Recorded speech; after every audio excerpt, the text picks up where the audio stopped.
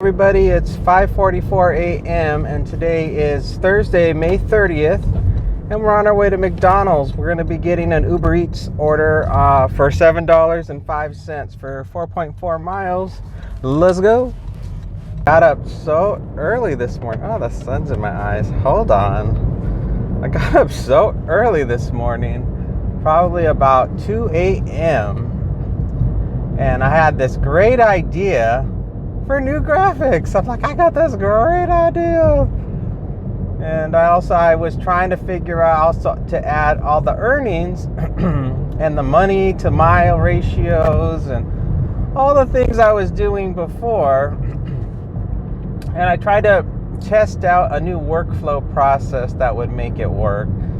And in theory, it should work out. I'll know this afternoon when I go into production mode. But the test run I did of the process, I'm like, well, this seems like it would be faster. But you really don't know until you're actually building your set. You're building up the entire video. And as it progresses along, is it starting to get snagged on like data? So like as you're putting in, or is it data? Data or data? So as you're putting in the dollar amounts and adding them up and then placing them on the timeline, is it very clear and quick to get that done? Or am I going to start to stumble and be like, well, wait a minute, I've got to go in and fix that, and wait a minute, I got to go in and fix that again. So I think the setup that I have now is good. There's also just another technical problem with layers. I'm limited in the number of layers I can create in this particular program. I think I'm limited to 4 layers, and it's because it's a free program. They're not going to give me like all the bells and whistles that you would get in a full version or in a paid version of a video editing program, which is fine though, because I'm not trying to like recreate, Star Wars or anything. All I'm trying to do is get a few nice graphics up on the screen to show some basic information. So I think I'm going to be a-okay. And we're almost here. Let's get inside McDonald's. Hopefully the front door's open. What's going on? I think it's start for you today. Yeah, hi. It's UberEats 8B5. 8B5. All right, we have you. Going straight to the second window. All right, thank you. It didn't look like the front door was open because it's not 6 a.m. yet. I got an early start because I was excited. I'm like, I want to see what these graphics are going to look like. So I was ready to get going. So I'll probably only work until about 11 today since I started a little bit early.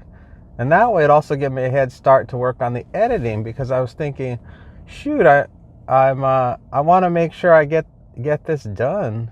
And I don't want to have a negative experience in the editing process. So I'm like, if I start earlier than normal, that gives me an extra half hour. And it will appear like I finished early, when in actuality, I actually worked the same number of hours. So hopefully that works out, but you just never know. So I like the way it looks now. I really am happy with it. First, I was putting the graphics like above me, and then I was realizing that is important real estate. That's where the top of my head is. And I was watching like things on TV, like news channels and business channels, and they rarely ever put graphics above people's heads for obvious reasons. It just dawned on me. I'm like, yeah, you're right. I was thinking more like, in video games and in computer programs, usually information is up top. But actually on television, which this is much more like television, the information stuff, infographics are usually at the bottom on the screen. These are like basic things like I should know, but you forget. Oh, here comes my stuff. All right, I got the stuff and we're on our way. I just got to activate here. Let's confirm that we picked up the order. Let's say I got it. Let's complete the pickup. All right, pickup complete. Let's see where we're going. It's a house. It's a leave at the door. Leave at front door, please. And we don't have internet, so I don't know where we're going. This is the running theme that always happens with us, is that we never have internet. And I don't know why. I don't know why it cuts out. I have a sort of good idea where we're going based on the map, the general direction. So I'm headed that way. And I just know, there it goes, it kicked in. So we're going to be going 2.6 miles, and it's 6 minutes away. So not too far. And then we'll get this taken care of. Well, hopefully it's going to be a nice day. Right now it's currently 77 degrees. It's sunny and clear. And it looks like it's going to be nice. It's going to be all good, everybody. So I have nothing to complain about. Everything is perfectly fine. I was having fun last night. I was on a live stream with Meaty Mama. She had her live stream. She was celebrating her 14,000 subscribers, and she was giving away free subscriptions, I guess, to her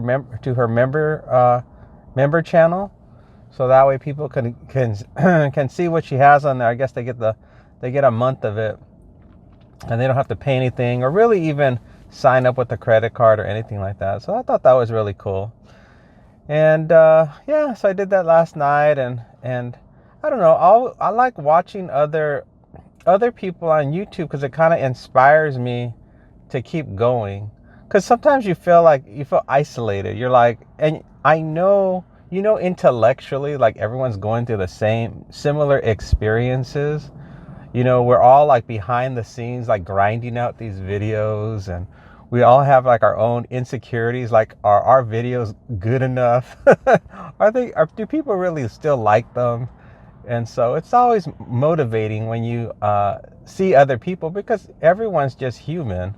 So, when I watch people's, not just their videos, but also their live streams, I think the live streams really show you that everyone's just a person, and we're all have our unique talents that we bring to the stage, to the camera, that makes us unique. But we're all just people. We're just like trying to just, do our thing.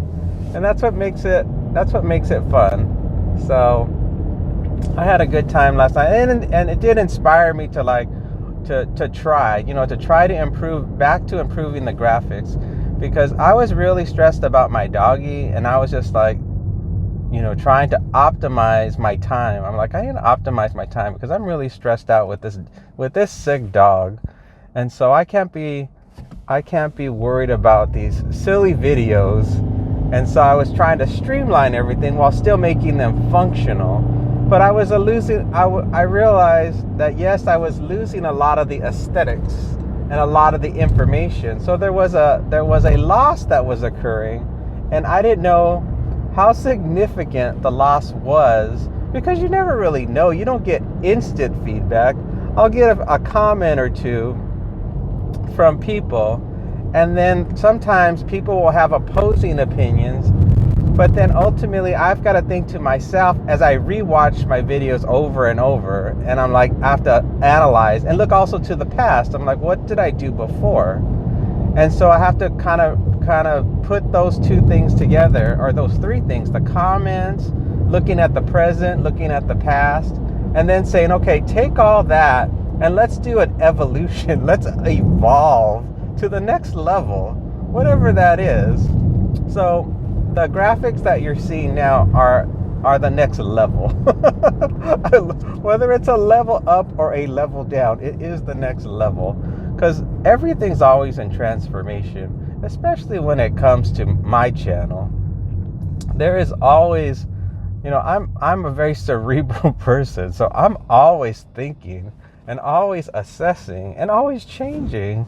And I don't think that is, I don't know. And also, you could tell I'm very verbal. I'm very good at verbalizing. So I think that for myself, that it becomes very apparent in my videos that I'm trying to share with you guys the real road that I'm on, the journey that I'm taking, making these videos. And hopefully you guys are enjoying, you know, enjoying the journey with me. Hope you guys are like, yeah, this is kind of cool, because I'm trying to give you guys like the realities of being a content creator as well as a delivery driver, because those are like the two main aspects of what you're experiencing when you watch my channel. I'm not really trying to focus like on you know, anything, you know, too out there. I don't want to get too goofy and too like metaphysical, but I'm just trying to say, okay, you guys know I'm just doing my delivery job, and you know that I'm also making YouTube channels, so I try to stay on topic with that, and I'm not gonna try to go off and pull out crystals and tell you about about gypsy magic or anything crazy. I'm not gonna do a tarot card reading for you while I'm driving. All I'm trying to do is just share with you every day, and I try to do it every day. Try to share with you whatever the heck is going on with me in this particular realm. So, right on Taro Lane. All right, well, we're almost there. Back in Grand Hills again, back to the fancy houses. So we're gonna have to go through a guard. Let me get my ID out. Get ready. I think it's coming up. I don't want to miss it. I don't have my ID out. Turn right on Taro Lane. Okay. Oh, right, there's my ID. All right, here we go. We're coming up to the guard.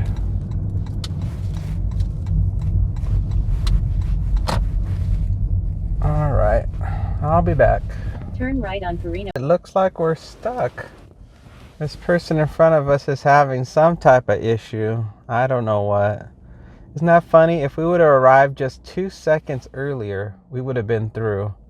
But now we're stuck behind this person, and that's just the way it is. We can't do anything about it. So, yeah, this morning I just did the graphics, and then I just took care of, all my chores around the house, and just got ready to go. And at first I was going to leave on time at my normal 6 o'clock. Oh, she's on the phone. She has to call the resident because this person isn't on the list, and he can't get in. So yeah, so I was just thinking I would just start at 6 o'clock, but after a while I was just like, well, why not just turn it on? Because DoorDash showed that it was busy. It had that glowing red color on the icon. And so it showed that it was busy today. So I'm like, well, might as well turn it on, because I can activate both UberEats and I can activate DoorDash. So I did, and then this 2 offers popped in. It was this one, and then there was something else, but it was not good dollars to mile ratio. So I didn't take it. So I took this one instead, and this one's borderline. But I thought, oh, it's a good way just to get things flowing, just get myself out on the road. So I would just start my day. So I took it. And then, of course, I realized once I got to McDonald's, I'm like, oh, the main door isn't open. So I had to go through the drive-thru. And that ruined my flow. Because, guys, normally you guys see me go into the McDonald's. But I had to just go through the drive-thru. So that kind of threw everything off. Man, this person is really stuck. I bet you they're going to tell them that he can't go in. He's going to say you have to turn around, that you can't go in. I don't know what she's doing. I wonder if people sometimes they just try to sneak by even when they say you can't go in, because I bet you anything, the driver or the visitor gets really pissed off because they feel like they should be able to go in. I bet you they get into some real heated discussions.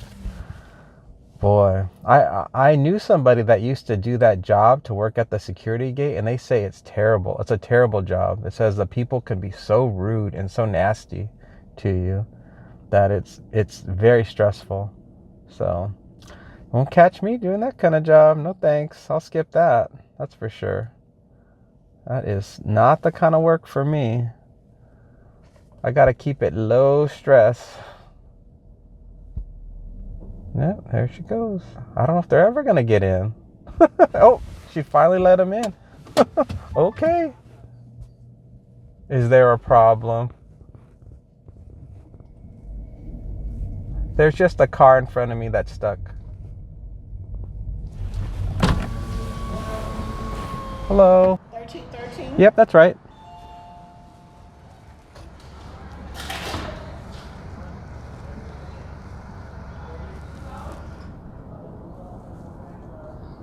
store. It is. The guard is trying to call you.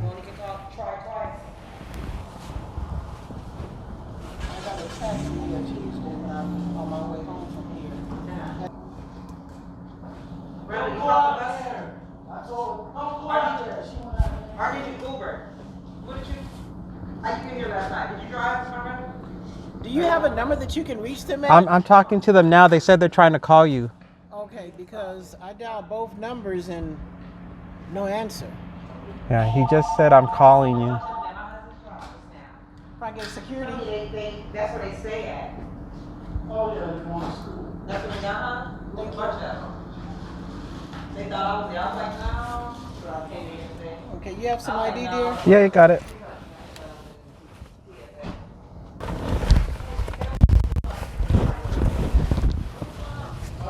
Thank you. Wow. Wow, that took a long time. Holy smokes. I don't know what's going on today, but they are not on their game today. Woo. The car in front of me was also a delivery person. Either that or an Uber. And I don't know what's going on. Maybe the security here is just, they're new. I don't know what to think. But that was so hilarious. I'm like, yeah, just delivering something. And they're like, and they couldn't get a hold of the people. They kept calling and it just kept ringing and ringing. So they were just not able to get a hold of the people. And then they're trying to call, but she's on the phone trying to call them, so the call's not going through. Oh, it's this house. It's always this house. Let's see.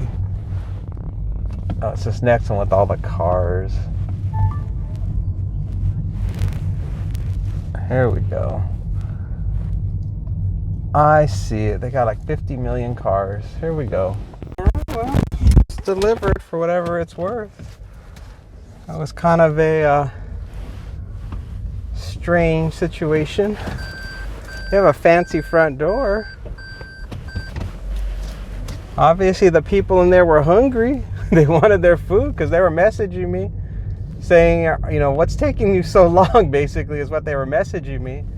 So they obviously wanted that food and were watching the app. So, but they didn't come to the door. They could have opened the door. I could have handed it to them. But maybe they were not dressed appropriately or something like that. This is a fancy neighborhood. The houses here are like super gigantic. I could see why the guards would be difficult to get in. Although I've been here many times, I didn't recognize that lady. Usually it's a guy, it's an older guy that works that guard gate, and he's really polite and he's really on his game and he really knows how to like get you through. He knows the whole routine. But for whatever reason, maybe they've done a restructuring for the guards. Maybe they have like an association of security in this town, and sometimes they shuffle because the people that worked at the one yesterday at Anthem, they were all new too, and they had all new uniforms. Maybe a contract expired and people were able to negotiate a cheaper rate with another guard company. That could be it. Who knows all the weird things that go on in this town. Oh, turn it around. You guys got the sun in your face. So, yeah, I don't know. I don't know what the heck goes on. I'm just the observer. So I report to you guys so you can know what's happening day to day. I think that's one of the fun parts about these videos is that you get to really be up to date on whatever's happening in this town as I cruise around, because I'll tell you the lowdown. If I see anything unusual like that, like the change of the guards, that is very unusual. Because I have, when you do this job long enough, you recognize the people that work at the guard gates, and you know the personalities. You know who's known for being grumpy, who's very friendly, who can get you. If you're gonna be like get through the gate really fast, or it's all different scenarios, because it's all people based. People work differently, and then as you build a relationship with the guards, they start to know you, so they trust you more. They're like, oh yeah, just go through. But now nobody knows me. All the places I've been now, there's no guards that I know right now, so it's like I'm a new person again.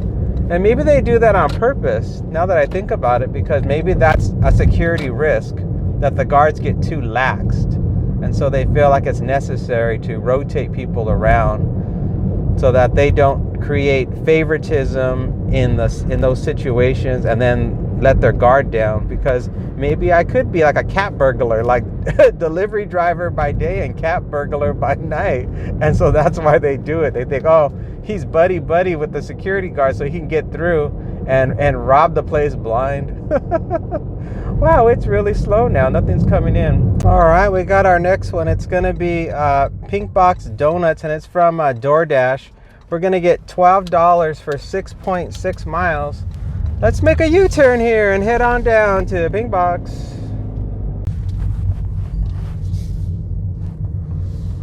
And here we are, everybody.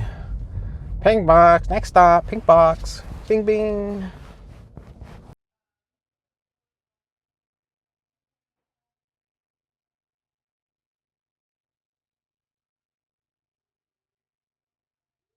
Man, that was heavy. They got 3 dozen donuts and a chocolate milk. Heavy, heavy, heavy. We're going to be traveling 10 minutes away, 5.8 miles. It's a house with a gate code and it's a leave at the door. Let's go. Everything inside the Pink Box went just fine. There was just a guy, a young guy in his 20s that was being helped by a young girl, and she was ringing him up for his donuts, and she asked him if he had a number. She's like, do you have a number? And he's like, why? I think he thought, I don't know why, but I think in his mind he thought that she was trying to pick him up or try to flirt with him. And she was just all confused. And then he was all confused. It was kind of comical. I'm like, it's 6:20, it's 6 something in the morning. I doubt she's trying to pick you up, guy. But it was kind of funny. It was like, I was just kind of, I'm always nosy. I'm always eavesdropping. So I was like, oh, okay. And then that was it. And then they were worried about my order because it was such a huge order. So once he left, they were scrambling to try to figure out how to make sure my order was correct, because it was complicated. That's the thing about Pink Box. They have such a variety of donuts. Did you see the sign when you come in? It says vegan donuts. So there's a lot of people that buy their donuts specifically because they're vegan. I don't know if they have gluten-free or not, but they have all these different types of situations. This particular one, they did not want any bacon on their donuts, so they had to make sure when they built the one of the boxes that none of them had bacon on it.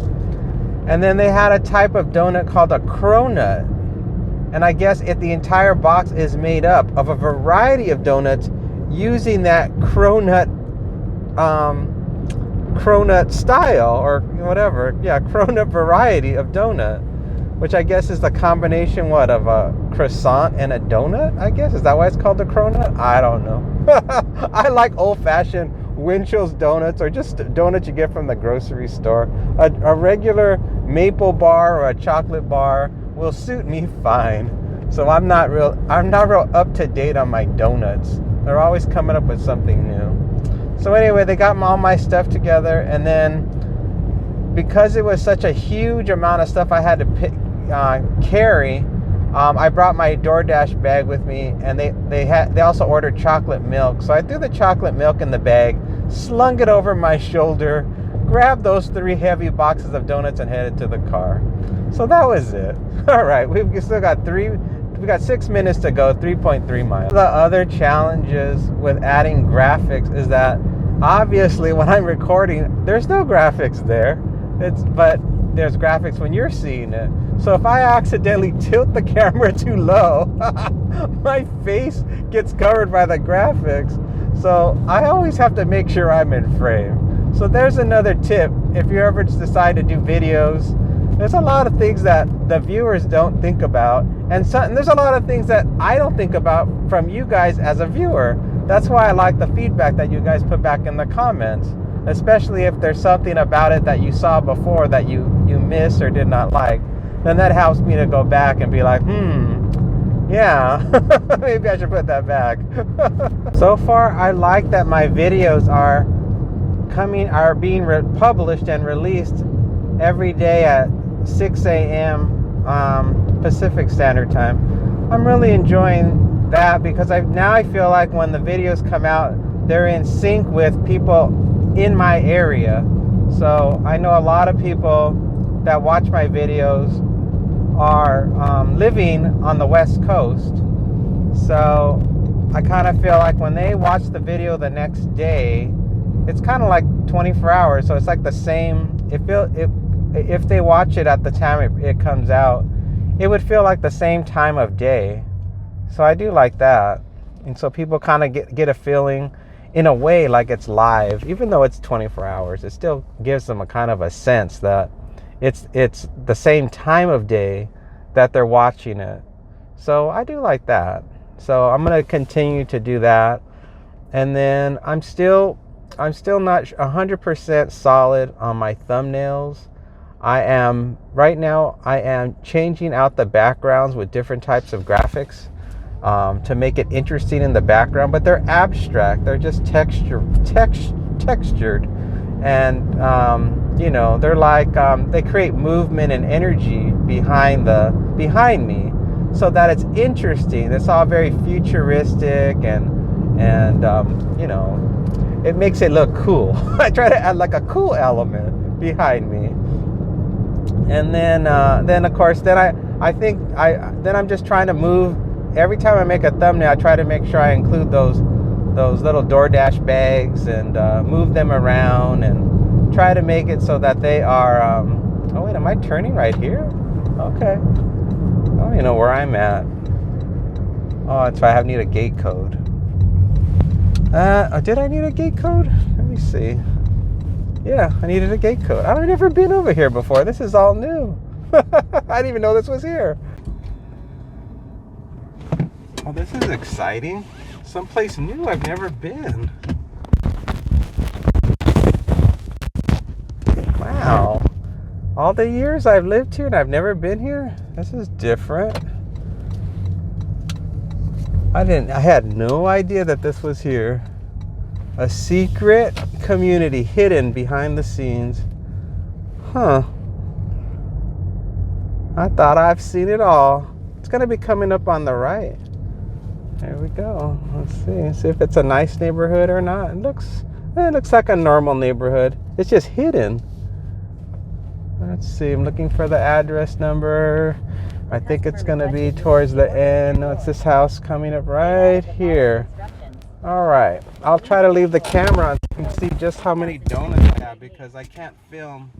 I can't film with all those donuts in my hand.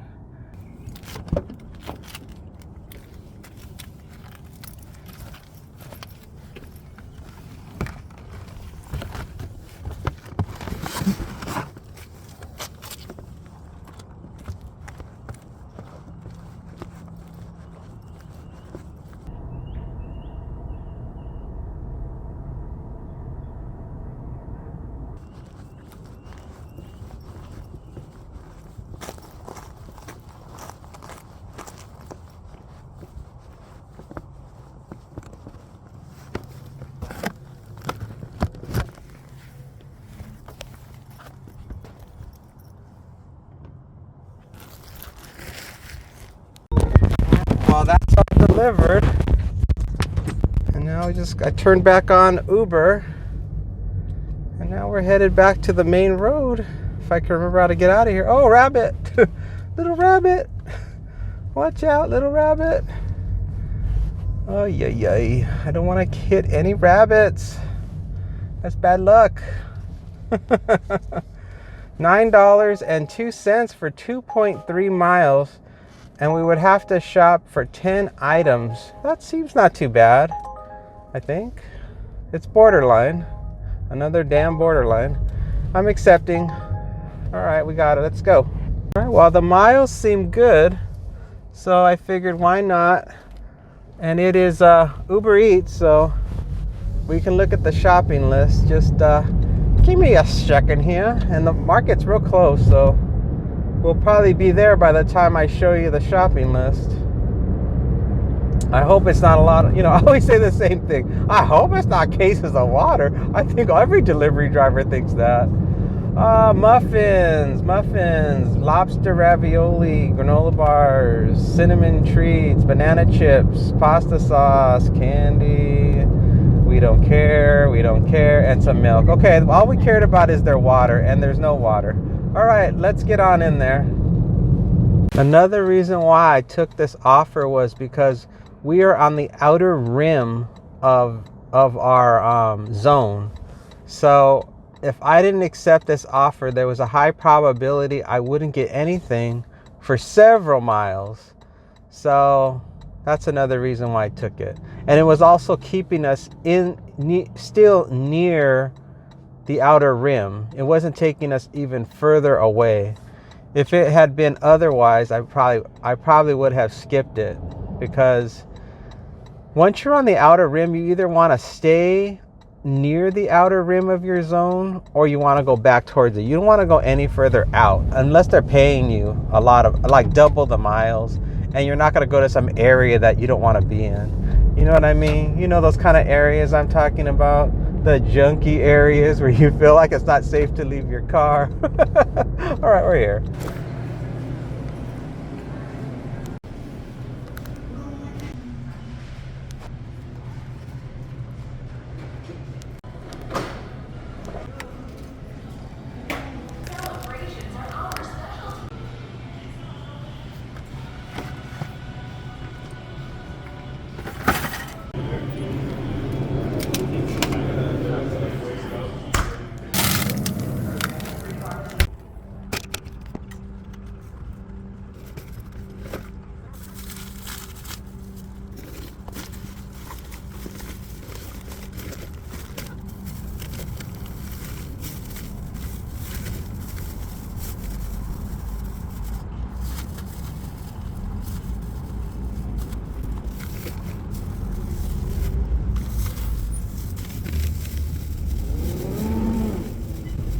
Gosh, all the grasshoppers are here. I have an infestation, a swarm of grasshoppers that have come to Vegas. Oh, jeez. Oh my gosh. Nope, not doing that job.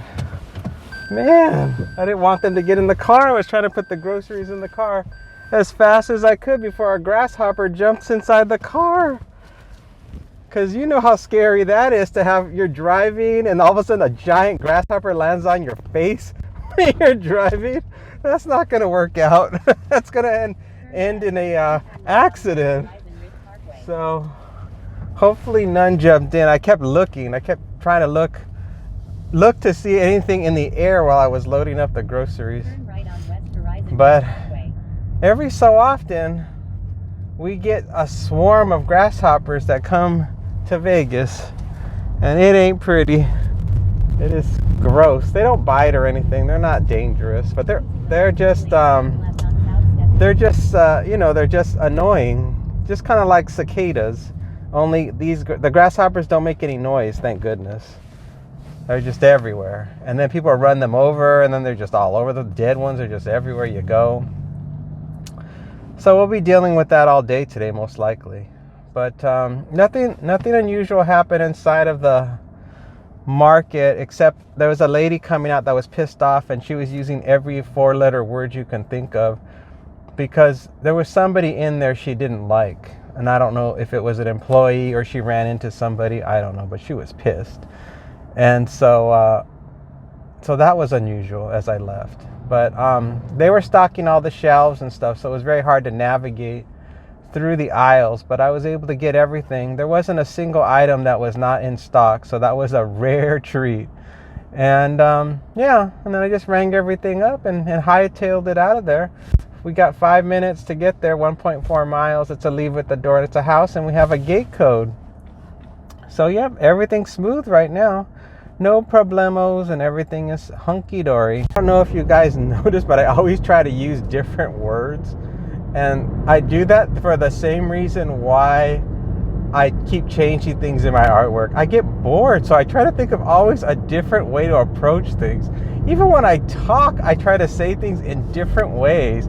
I try to come up with like, how can I not feel like my day is the same as the previous day? And what can I do to make it not like that? It all comes down to my foundational belief that life is short and that we have a limited time that we're all gonna be here. So why not make it as different as possible every time, so that way it has something special about it, I guess. And so I think that's why I do it.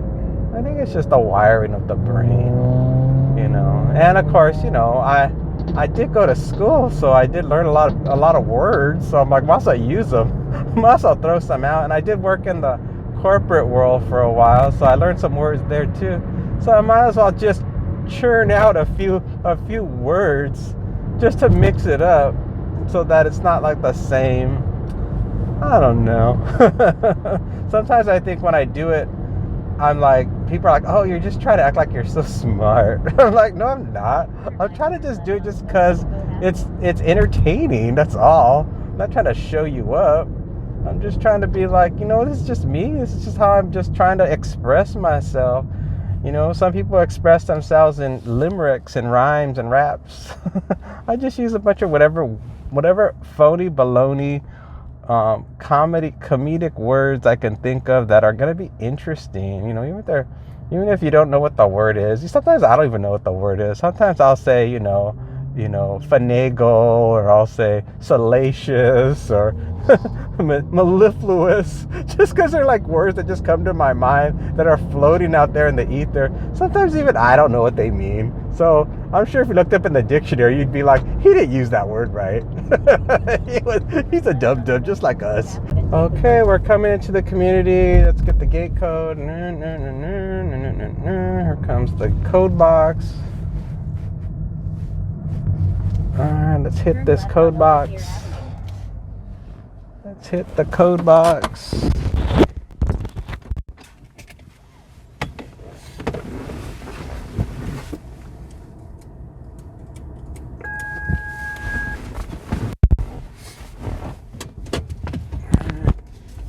I guess I should put my seatbelt on.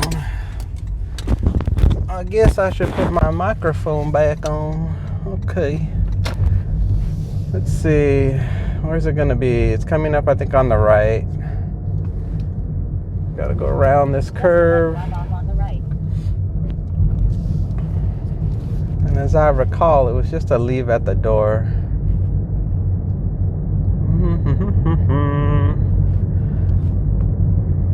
Let's see. Not this one. Not this one.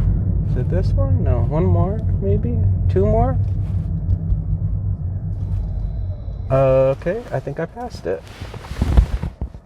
No, I didn't. The numbers are now going up. It is this house right here. All right then, we're in business. Let's go.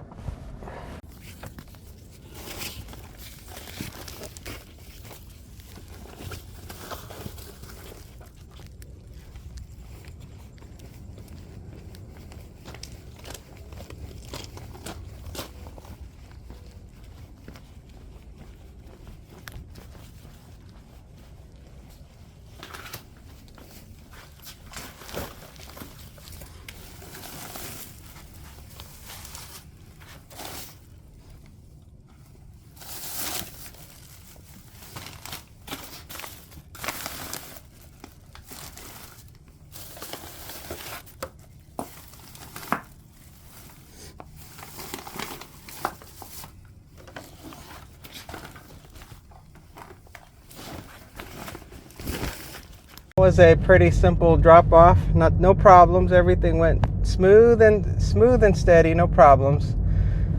I was thinking about the length of my videos the other day, and I was like, I wonder if people are bothered by the length of the videos, if they're too long or too short. You know, I still go back and forth on that. And Uber Eats, $3 for who cares how many miles. Goodbye. I was like going back and forth again. I was like, wonder if it's an issue. And ultimately, I don't think it's an issue. I think my videos are just going to be as long or as short as whatever happens in that day. Like, let's suppose my car suddenly gets a flat tire right now. Well, that's the end of the video. I mean, you're just going to see me probably with the tow truck or at the shop getting the tire fixed. And then I'm going home, and that's going to be the end of my day. That the video is dependent upon the preference of people watching it. I think I am just documenting my experience doing this job. So in my mind, if it's a long day or an interesting day, $14.51 to go back to Albertsons and shop for 9 more items. I'm accepting it. That's good. We're going back to where we just were, where the grasshoppers are. So yeah, I don't think that it matters the length of the video. I think that the day will just dictate what that becomes. The day, and of course my mood, like if I'm in a talkative mood or not. So like if I'm in a bad mood, you can rest assured you're not going to get very much conversation, because I'll just be a sourpuss. And so usually when I'm getting a sour mood, I'll be internalizing everything, because I have to process. So there's nothing to speak, because as a man, when we get pissed off, we get quiet. We just don't talk. And I think that's why when people saw that one video I made called Enjoy the Silence, they thought I was mad. And I wasn't mad that day. I was just experimenting. I was trying something different. But I think people know that when men are quiet, they're pissed off. And if we're talking, we're in a good mood. They know everything's fine when they're talking. When they're yelling, they know we're pissed. And when we're not talking, they know we're pissed. Oh, great. We're stuck behind a giant construction vehicle. Let's see if I can get around, if anyone will let me. Oh, good. Somebody was nice. Yeah, so the videos will just be however they are. And so people just have to just enjoy them for what they are. And I can't worry about much else, you know. Even if people comment and tell me, oh, can you please make the video shorter? I'm like, no. Can you please make the video longer? No. It's just going to be whatever it is, whatever happens to occur. Ladies and gentlemen, it's time for us to go to the shopping list. Let's hit the button. Let's start the shopping. We're going to get some bread, some mayonnaise, a bunch of produce. I don't need to tell you the produce, milk, and some chips. It's a real simple list. There's no problems in that one. Awesome. All right. Well, we're just a few more minutes away. 1 more minute till we get there.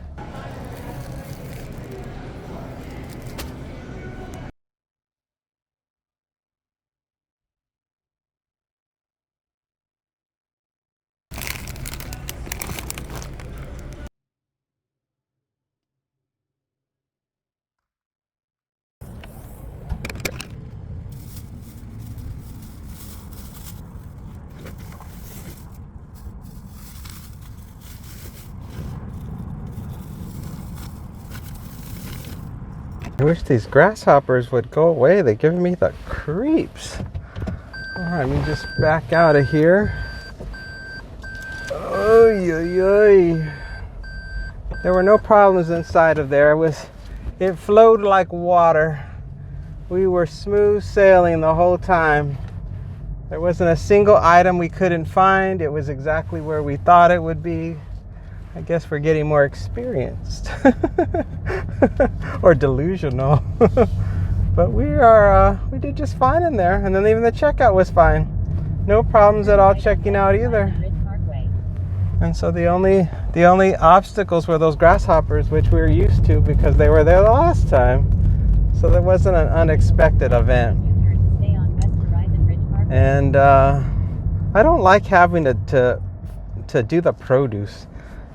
I had so much produce to do. In fact, I don't think I even filmed myself picking out the produce, because you need both hands to open up the produce bags, and I do them all at once. Like, I needed 5 produce bags, so I grabbed all 5 produce bags, and then I unfurled all 5, and I stuffed my fist in there to open them up.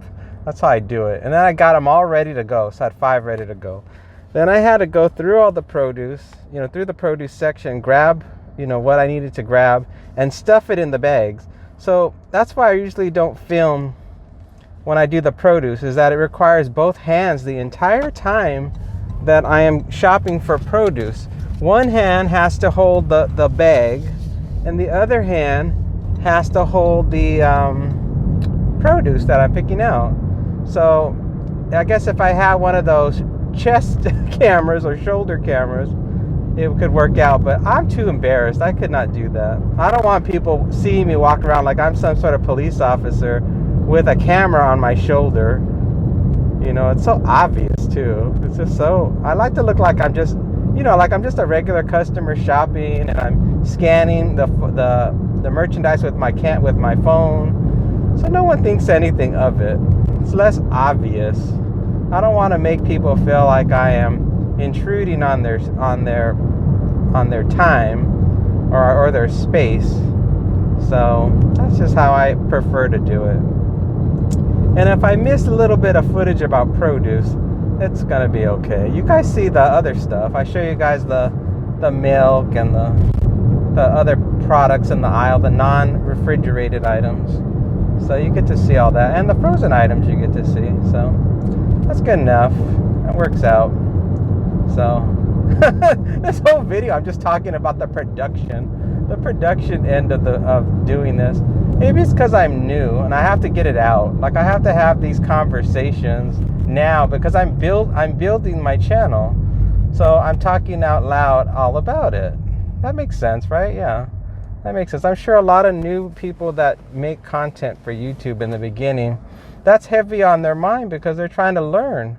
I'm trying to learn the process, and all the stuff about DoorDashing, I've been doing it for so long, I don't need to discuss it because I already know the answers. I've gone through enough pain and suffering doing my delivery job that I got that under my belt, and so I'm kind of like matured in that area.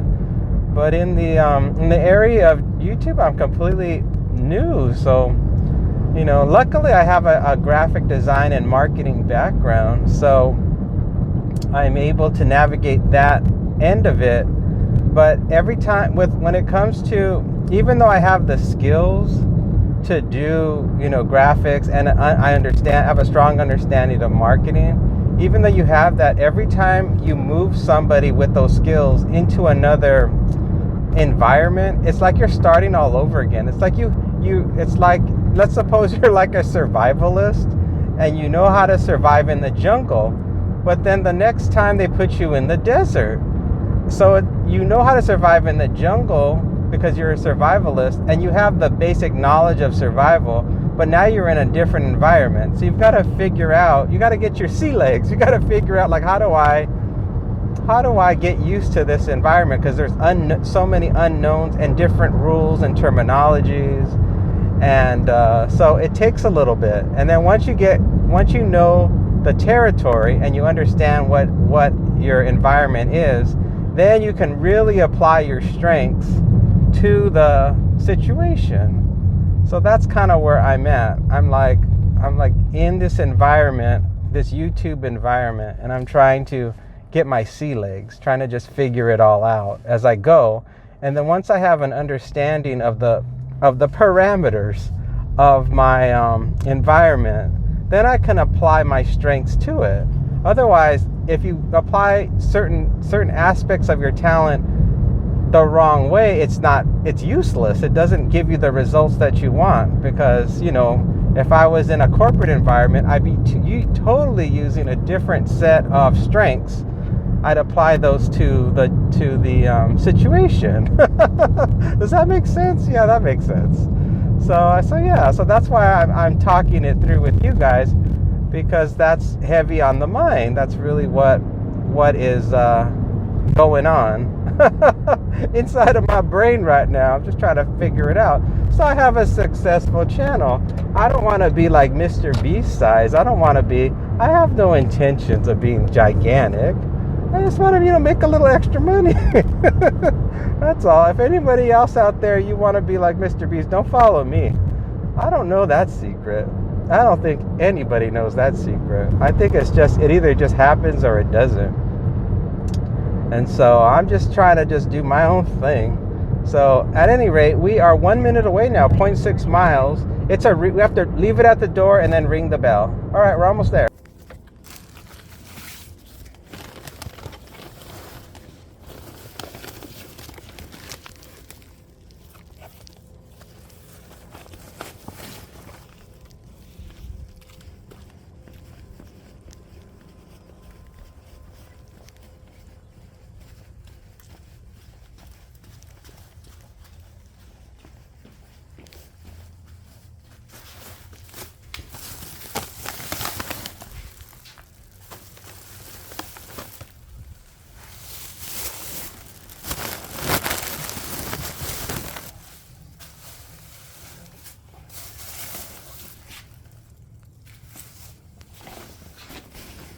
Okay, that's all delivered, no problems.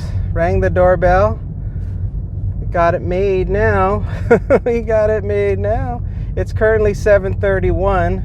Take a look at the totals, because now we're doing totals again. So you can see how much money we've made. We've been going for about almost an hour and a half, hour and 15, something like that. So I think we started at about 5:45. So we're 5:45. Let's see, we're almost at 15 more minutes. It'd be 2 hours. So yeah, so an hour and a half, hour and 45 minutes. That's right. I can do math. I know my math. All right, well, we'll just wait and see what comes up next. Okay, it's 8:22 a.m. and we're off to Tropical Smoothie. We're gonna get $6.25 for 3.4 miles. Let's get over there. I was happy to see that people are enjoying my latest video. I think it's called So Slow. That was from yesterday. And I guess they're liking that the information, a lot of the information that I took out about money and the destination of where I was going, or like the job that I was on, is back in the back on screen in the graphics, so that people can see the tally of money that I'm generating, while at the same time also they can see what delivery that we're on. That's what it was. So I was happy to hear that. And now you can see in this video the information's still there, but the graphics are more enhanced. They're more cool looking, more colorful. So, and then of course they're not above anymore. Now they're below me. So that makes it better just aesthetically, because nobody wants the top of my head blocked off throughout the entire video by a graphic. So I got all that going. So I'm happy about that. The only thing I think which is good, it kind of probably cuts off you seeing the fluffy black microphone that I have to wear, so that the audio is good. And so that works out actually good, because that makes it actually functional. It actually, the graphics help to conceal the microphone, which normally wouldn't be concealed. So that works out pretty good, I think. All right, we're pulling into Tropical Smoothie. Let's go get it. How can I answer for you? Yeah, hi, DoorDash for Brittany. Okay, I'll grab you the window. All right, thank you. Oh, there's a long line. Good gravy. We shouldn't have gone this way. Big mistake. Look at how far we are. We've never been this far back for Tropical Smoothie. Normally there's just one car. We have 3 cars in front of us. Oh, we're gonna be here a while. I better click. Always make sure you select that the order is still being prepared when you arrive. So that way it doesn't affect your on-timeness or whatever. Because I think for DoorDash, like if you don't put in the situation that you're in when you arrive, I'm not 100% sure, but I'm pretty sure that it will actually affect one of your stats, the on-time rating. Because they feel that if you've arrived at the store, you should know the situation. Like, what's taking so long? Why haven't you gotten this stuff? And I think they use that in their metric. Now, at this particular location, well, normally at any location, I don't do the drive-thru. I normally go in. But at this tropical smoothie, you have a 50-50 chance that the door will be unlocked. And I don't know why that is. Maybe they're short-staffed. But at this particular one, it's a 50-50 chance. Any time of day, the door could be locked. So I didn't want to risk it. So I just went to the drive-thru. And now, of course, it's too late. I'm in the drive-thru now, so I've just got to wait. And the position I'm in the car, it's not safe for me to back up. Like, I can't see what's around the bin. So, like, if I tried to back up right now, there very well could be a car at the menu board placing their order. So I'm trapped. There's no doubt about it. I am trapped.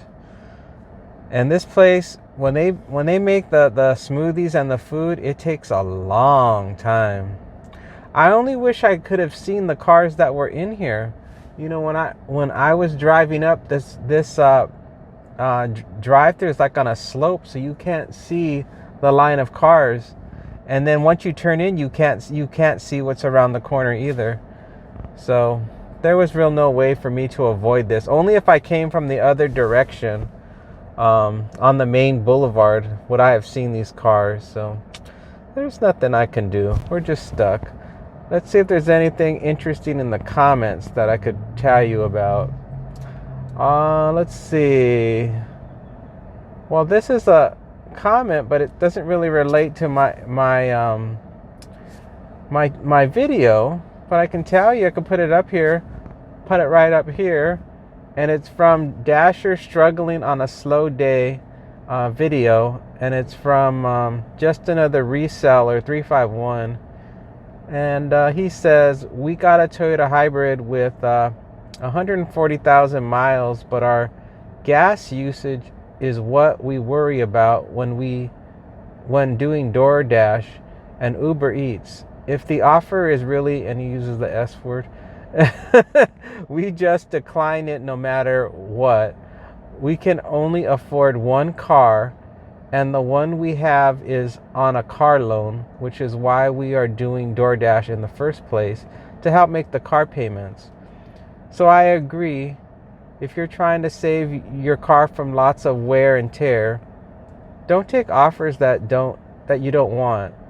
I heard Toyota is a very reliable car in general, that they last longer than other kinds of cars. I do agree, because our other cars, being Fords and GMC, went to crap way before they hit 120k miles. So that was it. So I guess in the video I was talking about how you need to decide for yourself what types of job offers you want to accept. Like, how important is your acceptance rate, and is the priority of what you're doing in that day to earn money over the lifespan of your car? And you have to weigh that decision for yourself. And so I think that's what he was focused on in that comment, was just about whether or not, for his situation, it was like making sure that he took offers that were just going to be low miles and high dollar, so that their car lasts a long time. And I'm sort of doing the same thing. And luckily he got did he say it's a Toyota hybrid? He just said a hybrid. I don't think he said a Prius. It's just a hybrid, because they also make like the Corolla hybrid and Camry hybrids, not just the Prius. So he just wants to make sure his car lasts. And Toyotas, they last a very long time, so he won't have any problem with that. And so I think that for most of us, we want to make sure our cars last a long time, because it's expensive. You can spend a fortune replacing your car, and so you want it to go just as long as possible. I know that there was somebody. There's another guy. There's a guy that does delivery too, and he makes videos. Is it Las Vegas? I don't know. I can't remember what his name is, but he does deliveries, but he uses rental cars. He rents a car and does it, so he does not have to worry. So he has a completely different strategy, and he's one of those platinum guys who takes every single offer. So his strategy is to rent a car and then, or rent or lease, I can't remember, rent or lease, but it's not his car. So it must be rental, because I think with the lease you can only put so many miles on your car. So I think what he does is he rents a car, and because you get unlimited miles, he just drives that car like nobody's business. But that, you know what, the other downside is that if the car is not very fuel efficient, that's a lot of gasoline that you're using. So I'm sure in his calculations, he tries to figure out how much money to miles ratio does it make sense, knowing that you're burning X number of dollars in gas. So I'm sure he's got that. Oh, we're next. I'm sure it's ready too. DoorDash for Brittany? Yeah, that's right. Here you go. All right. Have a great day. Great. Thank you too. All right, we're on our way. Let's hit the DoorDash and say confirm, and then let's see where we're going. It says we're going 7 minutes away, 2.3 miles. It's going to be a house. It's a leave at the door. Please do not ring the doorbell. Okay, great. All right, let's get going.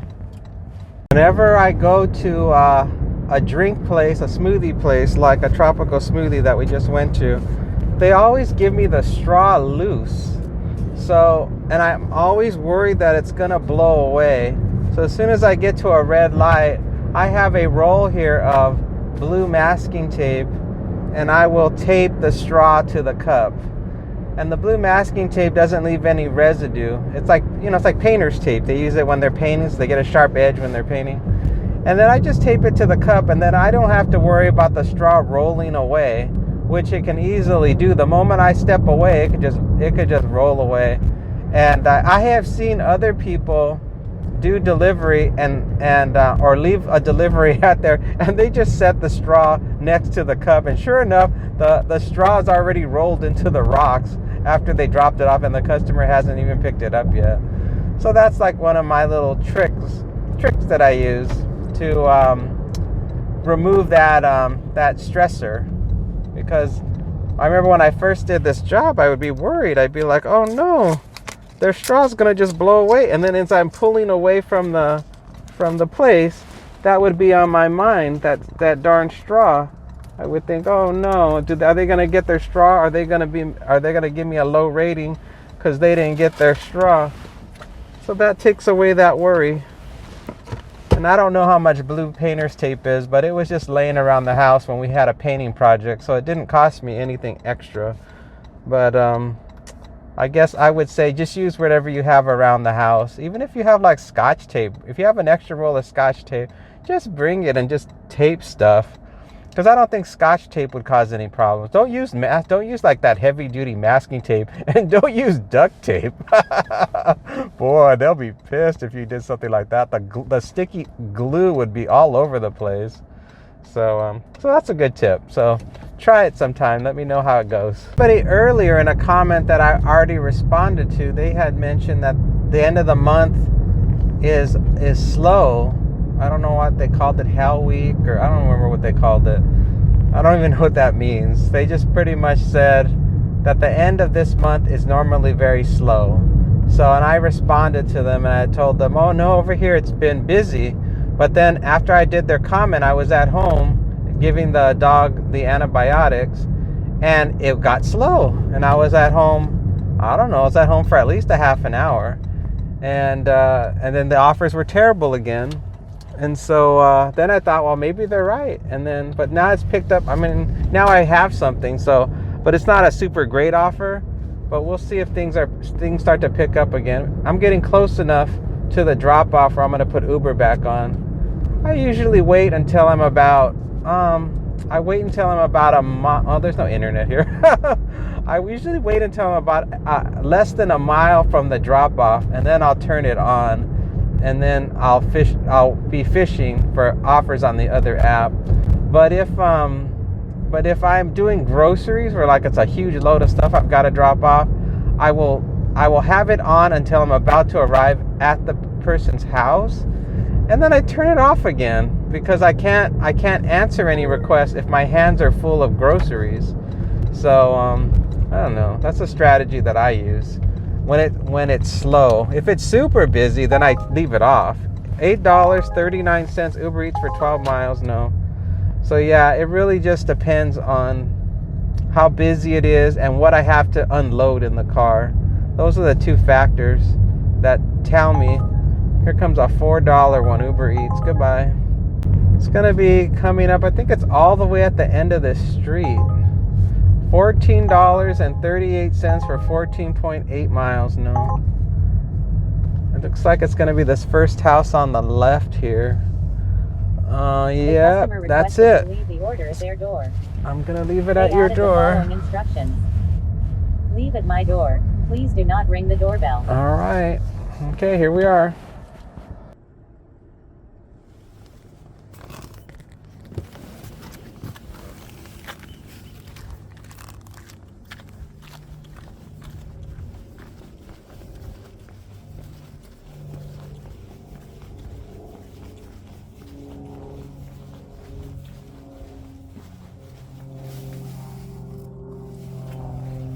Alright, now we're headed back down the hill and back out of here. If I can remember how to get out. I just sort of remember being on this curve, right? And I turned somewhere, although you guys won't know. Let's see if I can remember how to get out of here. Did I turn here? $3.25. No, I turned here. $3.25 from DoorDash. You don't need to know the miles. Yeah, this is the street, I believe. Yeah, I think so. Although I think I'm going the wrong way. Yeah, I'm going towards Easter now. Oh, well, it doesn't matter. This will at least lead me back to the major boulevard. And that will get me back towards where I want to go. And there's more opportunities if I go this way. And there's internet. If I had to turn the other way, there's a lot of dead spots. So I wouldn't get any phone service. Oh, there's a lot of traffic over here. Oh well, I'm in no hurry. I should be slow crawling it anyway. I wonder if I should stop at the market. I know I'm almost out of milk. That's the nice thing about this job. You can just stop anytime and do a little bit of shopping if you need to. I was just thinking about that this morning. I think I have about this much milk left in my refrigerator. And the next time I go shopping isn't until the day after tomorrow. So that tells me that's not enough milk to last until Saturday. Which when you guys are watching this video, it's Friday. But for me, it's Thursday. So I have to decide if I want to get milk or not. I just laugh because the stupid things I say when I do these videos is absolutely hysterical. I'm just what do you call it? I'm just stream of consciousness talking. So sometimes I'll say things that are just totally not even necessary to say to you guys. But since it's just a ride along show. I mean, that's what makes it the way it is. It's just like whatever you happen to say, you just talk about, as long as it's not inappropriate. But I was just thinking about how I was just low on supplies, grocery supplies, and I went to the market yesterday because someone in the family has a cold, so I had to pick up some chicken soup, and then for the rest of the family, I went to Roberto's, that Mexican place, and we got these really good tostadas. Got bean tostadas and beans and rice. It was really good. It was really good, especially because the two of us that had those meals were not big meat eaters, so it was perfectly fine that there was no meat, that it was just beans and cheese and lettuce and all that good stuff. And it's very satisfying. I find that if I have a meal that has too much meat in it, it's just too heavy. It doesn't digest well. So it's almost better to be more on the vegetarian side as far as the dietary requirements that I have. So yeah, but it was really good. And and with prices being so high nowadays, it was nice to be able to get something for two people where it was close to being around $10 a person. Oh, let's see. We got a DoorDash, and it's a Dark Moon Coffee Roasters, $5.50 for 3.2 miles. I accepted it, and I'm so close to the place. I put arrived at the store. So let's head on over now to Dark Moon Coffee Roasters. All right, we're in the shopping center. It's Dark Moon Coffee Roasters is right next to I Love Sushi. I Love Sushi is the only restaurant I've ever been to that's Japanese, and the ladies in there, they wear the kimono outfits, and it makes it feel real traditional. I'll just park her this way. It's a cool restaurant. If you're ever in town, look it up. I Love Sushi. All right, let's go to Dark Moon.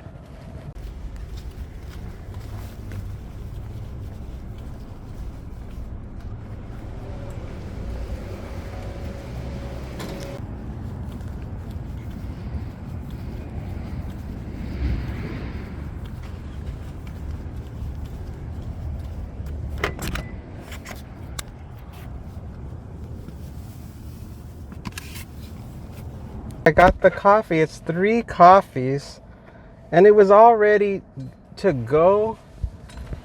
But there was a guy in front of me, and he was getting his. He was getting his order, and then there was only one employee behind the counter. And the way the place was set up, and I don't go in there that often. The way the place is set up, I felt awkward cutting around the guy and then interrupting the employee who was making another person's drink. So I said, oh, just be patient. I don't know what the culture is. I don't know what the rules are in this particular establishment for a smooth and courteous pickup. So I figure I'll just stand behind this guy and wait in line. And the employee, if he sees me, could always say, oh, are you here for a pickup? But he didn't. And when it was finally my turn, UberEats, $7.22, 2.8 miles, and it's shopping. And we would have said no to that anyway. Okay, I turned off UberEats. I had turned on UberEats because it was taking so long when I was in there. So I was just thinking to myself, well, I guess I will have UberEats on just in case this goes a little too long and something better comes up. But nothing did. I don't know if it's because I didn't have internet connection or not. It was probably just because nothing was coming in. Now that I think about it, because when he said he required me to confirm the pickup, and the confirmation went through when I pressed the button, so that tells me I had internet in there. So so there's an artsy guy in front of me. It's very common now that look though. Now that I think about it, for my generation, it's an artsy look when you're like covered in tattoos and you're wearing like a tank top and shorts. And and you got the real short cropped hair. That used to be considered artsy, but now I think it's just normal because everybody's got tattoos now. It's hard nowadays to stand out and feel like you're rebelling when everyone's doing it. So it's almost like the way I look now is actually rebelling because you look more conservative, which is funny. But I think the only way now you look like you're rebelling and you're more wild is if you wear makeup, you dye your hair an unusual color, and maybe you have unusual piercings. I think that's the only way now you look rebellious. So for the most part, most people just have sort of that normal rebellious look. So that's a crazy world. Things are always changing, and I try to keep up. But I'm in my 50s now. Maybe I'm not supposed to keep up anymore. Maybe I'm supposed to look like I'm in a time warp, like I'm permanently locked into probably, I would say, the early 2000s, the early aughts. Maybe that's how I'm supposed to be. And people will someday visit my house and they'll be like, look at this house. It looks like it hasn't changed in the last 40 years since the year 2000. That's possible. Oh dear, we're going into Anthem Country Club. I hope there's not a lot of traffic. At this time of the morning, it's possible that all the gardeners are arriving because it's almost 9 a.m. So this particular offer may turn out to be a total bust because we've already wasted so much time waiting to get the coffee. So we'll see. And then see if it's a leave at the, that's just a leave at the door. So that'll be quick. But who knows how long it's going to take us to get in, especially with those new guards they got in there that are probably following everything by the book, which is slowing down the process to get through the gate. That's, the last time we were here was in that video where I said traffic jam was in the title, and that video ran real long. So this could end up happening again, guys. We could be in for a real chat fest again. So we'll see what happens. We're getting closer. I can't tell you right now. We're about we're less than a quarter of a mile till I can tell you. It's just like beyond these trees coming up. And then, it doesn't look too bad. I mean, no. Oh no, it looks bad. It looks bad. Whenever you see all the cars, yeah, I'll show you. You can see it from the angle I'm at. I'll try to pivot a little bit more. Let's see. Can you see it? That's the best angle I can give you. So all of the cars now go all the way up to the light, and so nobody can turn. Everybody's waiting for the cars to move forward, so we're basically stuck. Like even though the light right now is green, nobody can turn because there's no room for people to turn and get across the intersection, to keep it clear. So it's just stuck. So this is going to become another one. I think 2 cars went through. 2 cars decided 3 cars went through the red light. They said, F it. They're like, I don't care if I get stuck, and they went through. And so there it is again. We're just stuck again, everybody. So back to me. So in hindsight, I wouldn't have taken this one because obviously we're only getting a tiny amount of money. The last time we were here, I believe it was a grocery delivery, so it was a much bigger dollar amount. This one is totally not worth it, guys. It's gonna mess up our hourly rate. There's nothing we can do. Most likely we're gonna end up with probably like a $17 an hour rate today because of this. Because I have to count the time. Like this is countable time. When I'm at home, I don't count the time, but this time I count. It's gonna mess up our rate. Not that that matters. It's just a stat. It's a silly stat that's not relevant. Let's see if I can. Let's see if I can get over. No one's gonna let me over. I'll stay in this lane then. Some people are being cute. There's a guy over to my right who is in the number 2 left lane. And if you're in the number 2 left lane, you're supposed to go all the way to the right, and that's for residents only. That's their special lane. And there's nobody in that lane, of course, because they let themselves through. But no, these people like to get cute, and they decide that they're going to use the number 2 lane to get to the number 2 guest lane. So that's what they did. So I was trying to get over, and they wouldn't let me. They blocked my ass. But it's all a crapshoot. Maybe no. Look at theirs is going quick, and ours is going slow.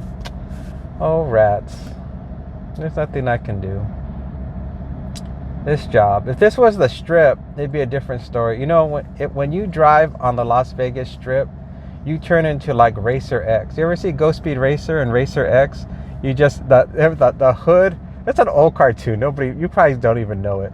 But Racer X was, I believe it was that car, right? It was a car, and it would seem like a normal race car, but then all of a sudden it would turn into this evil demon car, and it would flip. Was that a different character? I always called it Racer X. I think Racer X was just the mysterious guy who was like the main character in Speed Racer. They didn't know who he was. What was the name of the car though that was possessed? It was like a normal car that Speed Racer would drive, and then all of a sudden he would lose control of the car, and the car would take complete control, like almost like Kit from Knight Rider, but it was evil, and it would go too fast, and people would be like you cannot, no human being can drive that car. It's too dangerous. Like it has and people knew about it or something. If anybody remembers, put it in the comments. That's what I think of what I turn into on Las Vegas Boulevard. Like, you got to become real aggressive when you drive in order to just get through, because the traffic is so intense. But when I'm in suburbia, I don't go into that mode. Even if the traffic is like this, I try to remain civil. But when you're driving people on the Las Vegas Strip and all that rush hour, you've got to take on a completely different tactic when you're driving. You got to look for any openings you can get, and you're just ready to go. So you're just cutting, you're weaving, you're cutting, and not only with cars, but with people, because there are just herds and herds of people on the Strip. So you've got to navigate around the herds, the crowds, and you don't even see them as people anymore. You just see them as clusters of moving objects that you've got to navigate around. Oh, but no, today's a relaxing day. We're not doing that. Well, we're still moving along slowly. I can't tell you how close we are. This vehicle in front of us is one of these big landscaping vehicles where you can't see anything. So it's blocking my view. And it doesn't really matter anyway, because all it takes is just one of these cars to block us, to have a problem, and we're going to be completely stuck. So it's almost irrelevant how close we are to the front, because all it takes is one car to not be approved to get into the community, and we're just stuck for who knows how long, and there's no way to weave around. So I've just got to be patient. Let me think if there's a story I could tell you from childhood. Let's see. Oh, when I was a kid, my brother, he was very mischievous. I think I've told you guys he was very mischievous. So even as little kids, he was mischievous. So, and I could tell you endless stories of mischievous things he did, because they're endless. But this particular one, I was probably about 5 years old, maybe 5 or 6, because I only lived in this house until I was about 7. So it was probably 5 or 6 years old, and we were jumping on our parents' bed, and jumping so hard and so high we would touch the ceiling, and we were laughing and just having a good old time jumping on the bed. And when I was in midair, he pushed me, and I flew off the bed, and I hit the corner of the dresser, of my parents' dresser, and it busted my head open, and blood went everywhere, and I blacked out. And when I came to, I was in the hospital or emergency room, and all I remember was bright lights and thread and needles going back and forth from my skull.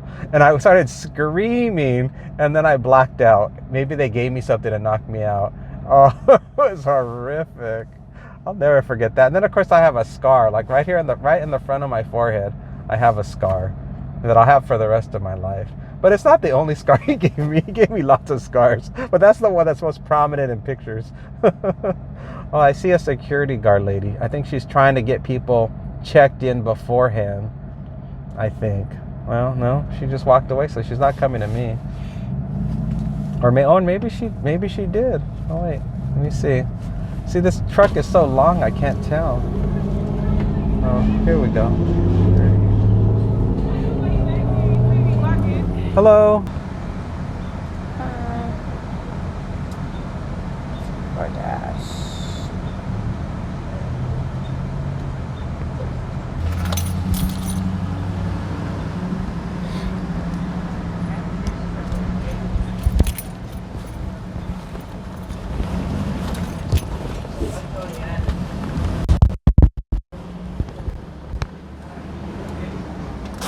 All right, great. Thank you too.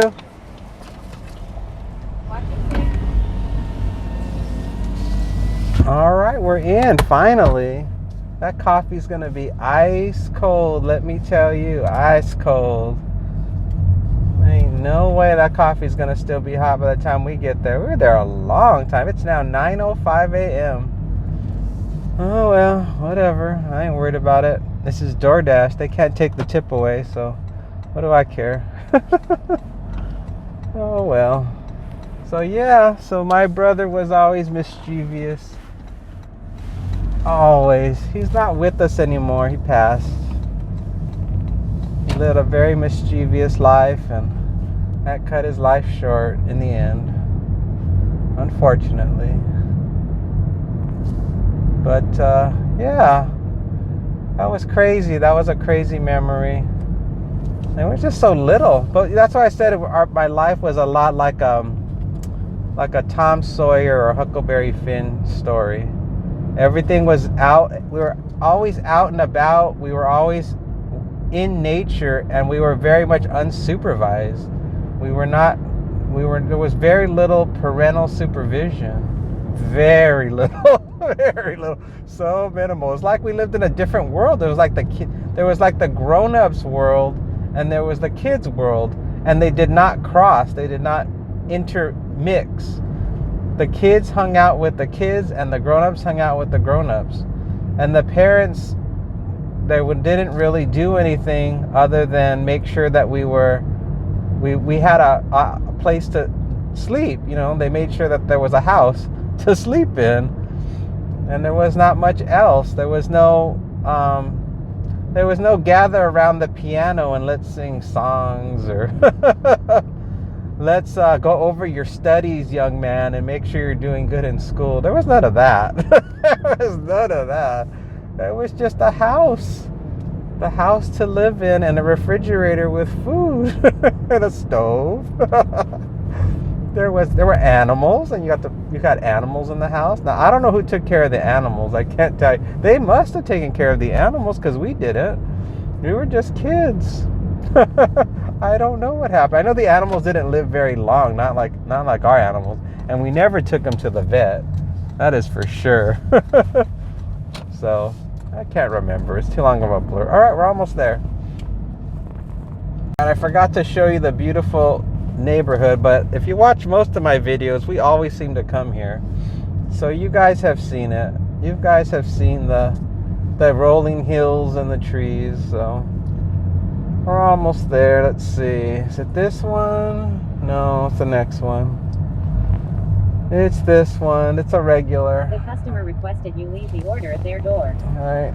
They added the following. Let's do it.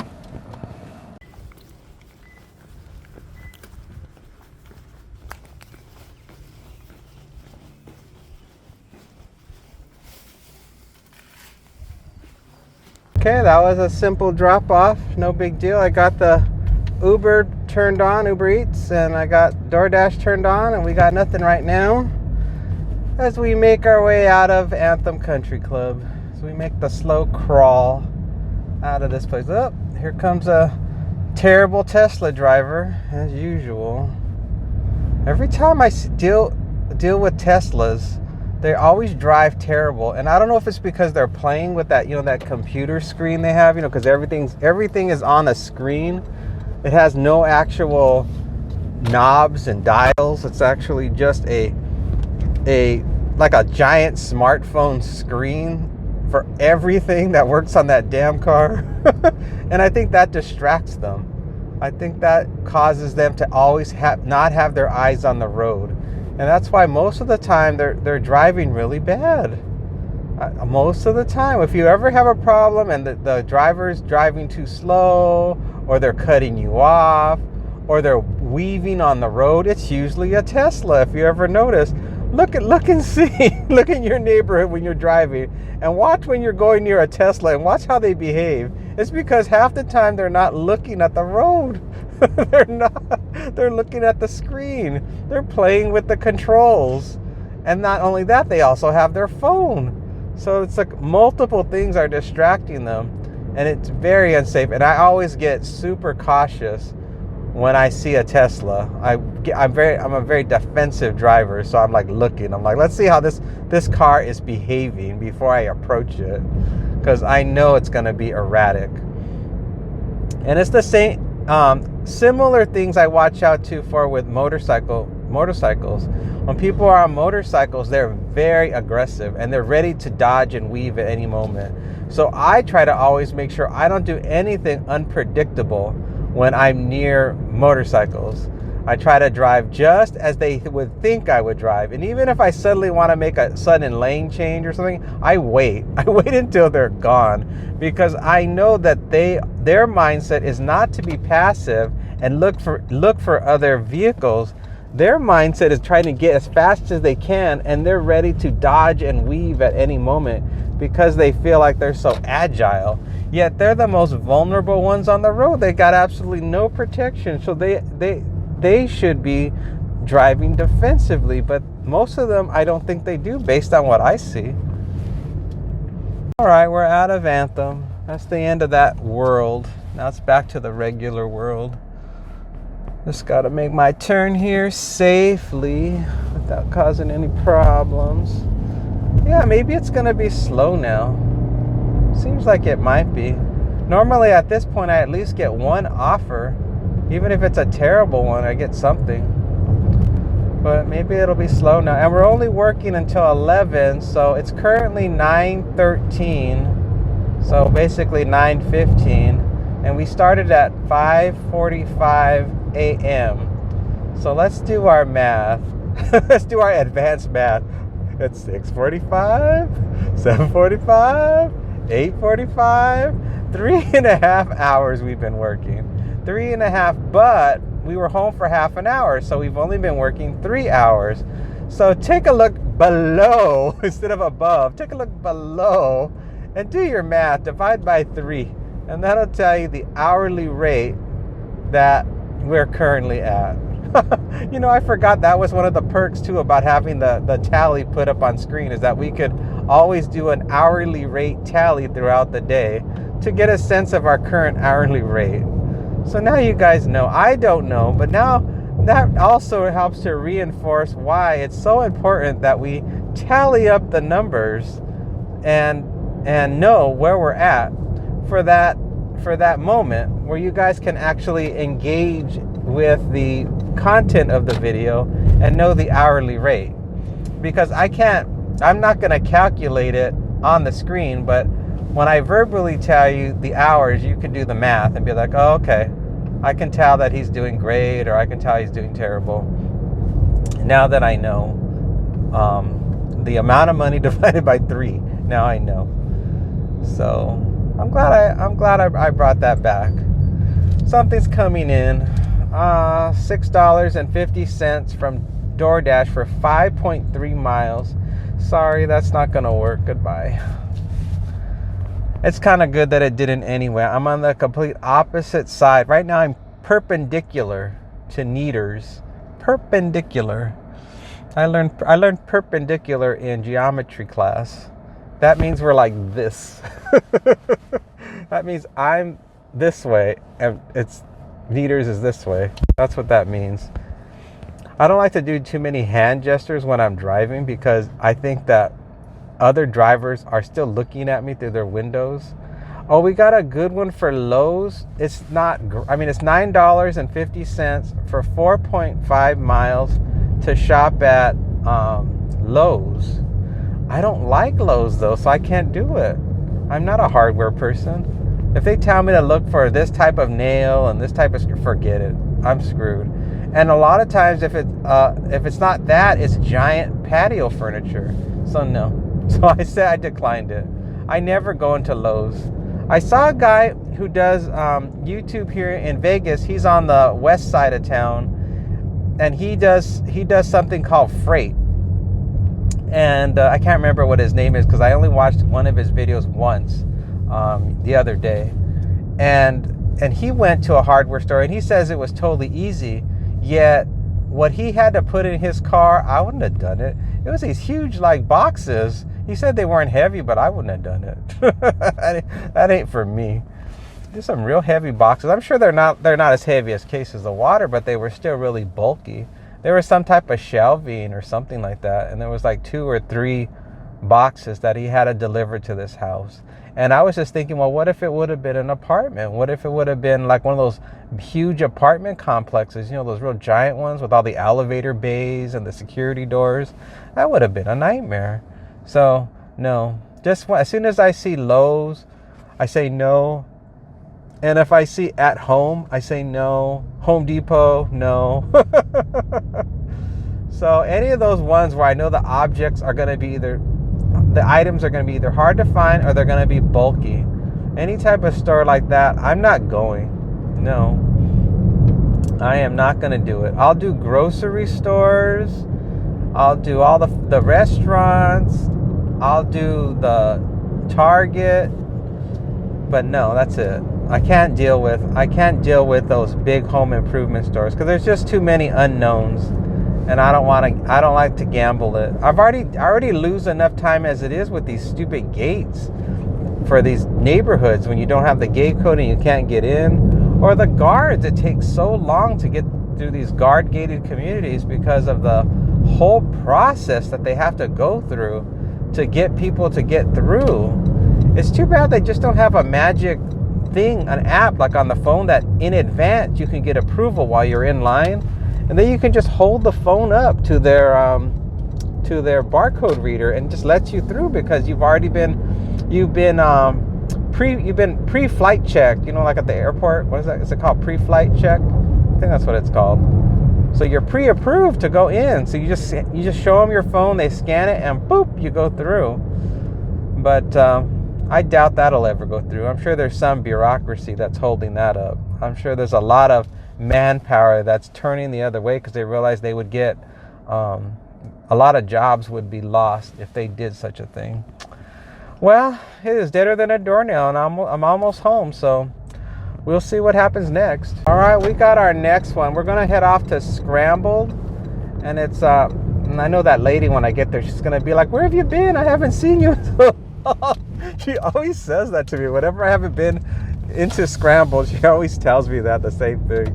$7 for 4 miles to Scrambled. All right, let's go. I don't know if you guys do this, you other drivers, but do you ever notice that when you pass a restaurant and even though the miles to dollars is still good, you almost don't want to accept it because you feel like you passed it and now you've got to make a U-turn to go back?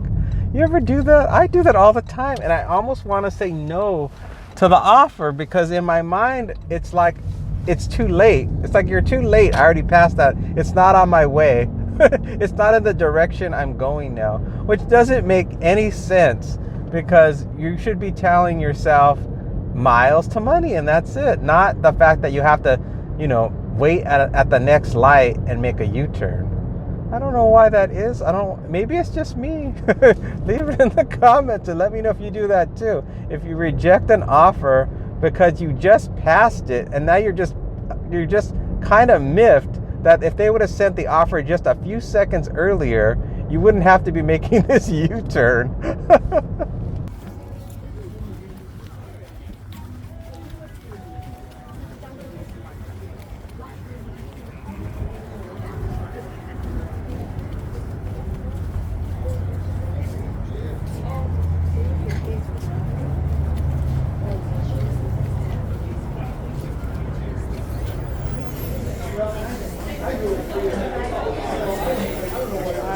DoorDash for Stephanie C.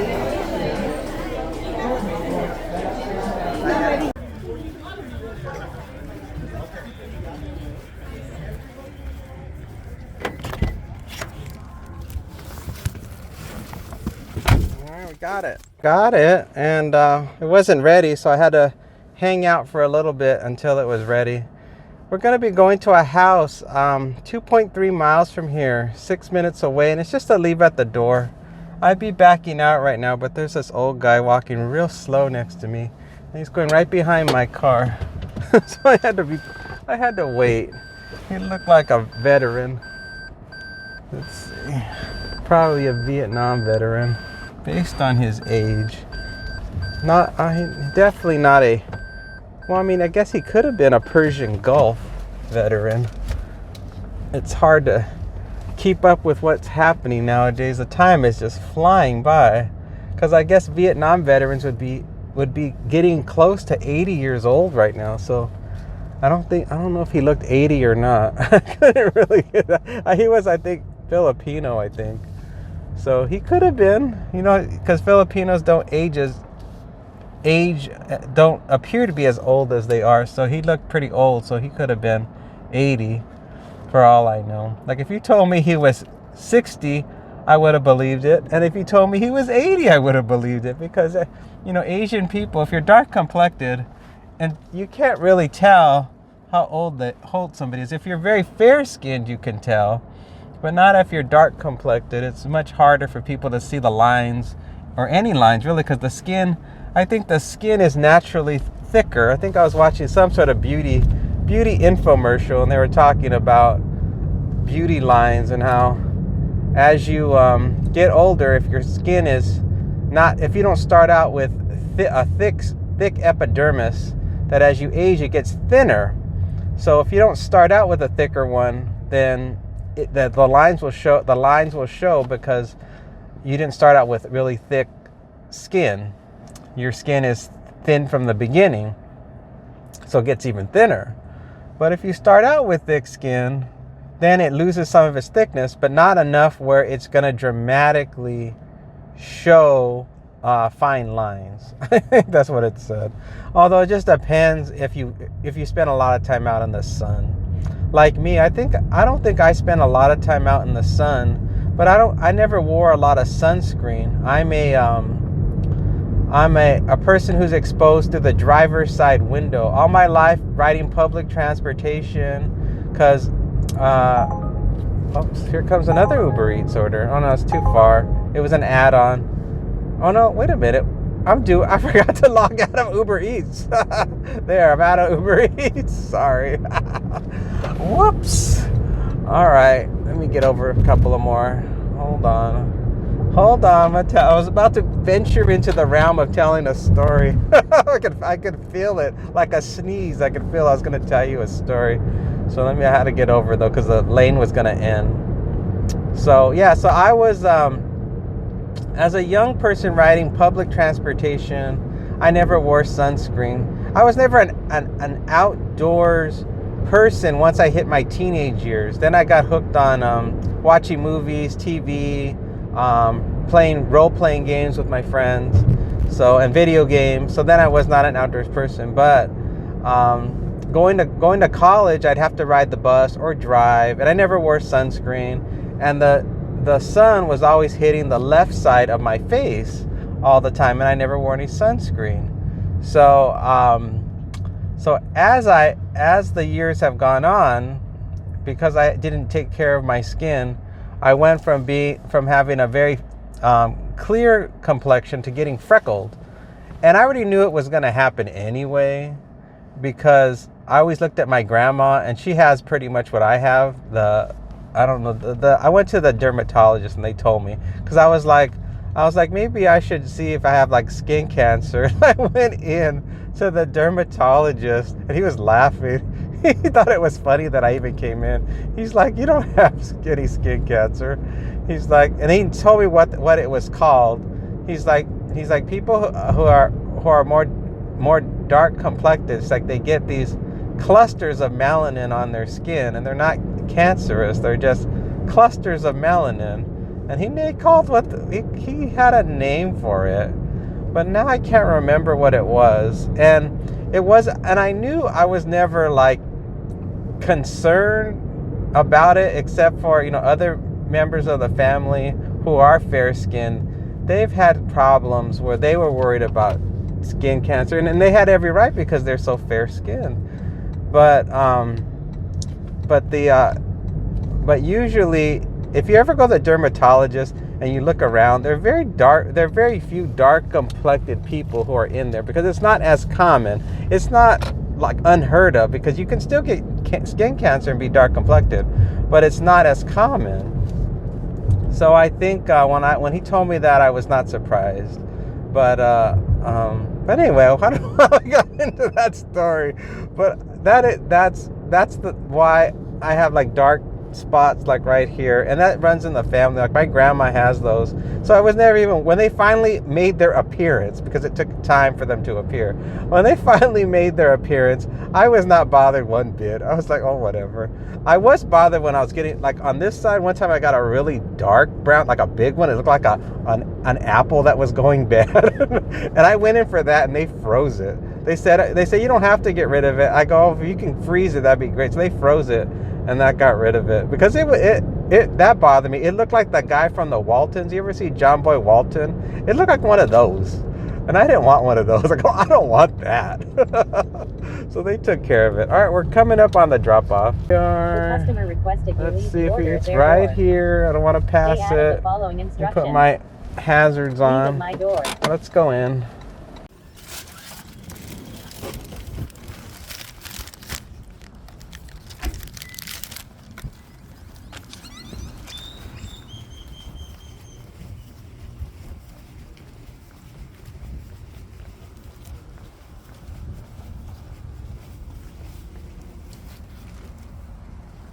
All right, we're rolling again. Just gotta remember. I'm trying to figure out where we are.